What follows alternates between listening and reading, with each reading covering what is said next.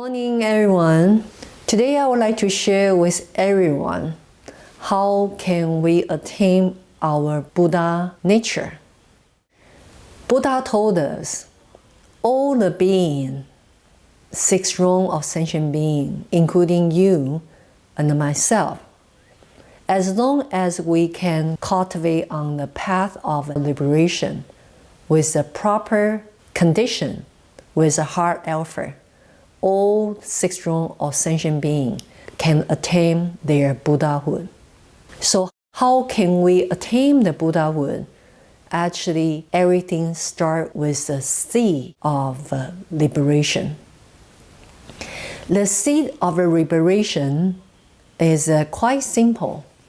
We actually need to practice great love, great compassion, bodhicitta. The seed of the liberation actually is bodhicitta. This bodhicitta, we need to, through a lot of practice, awaken our inner great love and the inner great compassion. With the continuous practice and accumulate all the merits and rid off all the bad behavior, including body, speech, and mind. With this path of self-liberation, self-discover our inner wisdom, practice our great love, great compassion, in order we can complete bodhicitta. Bodhicitta can lead us continuous cultivation and will have the ultimate result of attain the Buddhahood one day. So what is bodhicitta? Actually, in a simple way to explain that, it's just like a great love, great compassion. We love all the beings more than loving ourselves. We always thinking of others rather than thinking ourselves. We are willing to sacrifice ourselves for other beings. We are willing to giving other beings the true joy.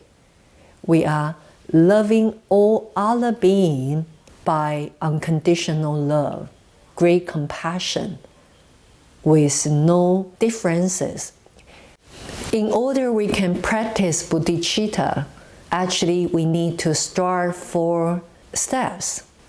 We need to loving others just like loving ourselves. And we need to giving the true joy, true happiness to all the beings. And when we see all the beings are happy, the life with a full joy, and we also share the same happiness with them. And we need to give to all the beings unconditional love, great compassion. And we should be free of the judgment with a selfless love, care them, love them. So we need to practice this unconditional love, joy, forgiveness, and support.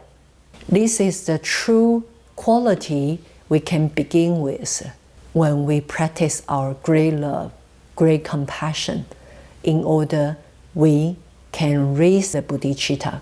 I hope you enjoy my short sharing of today, how to practice the starting point of bodhicitta. I hope next time you will join me again. Thank you.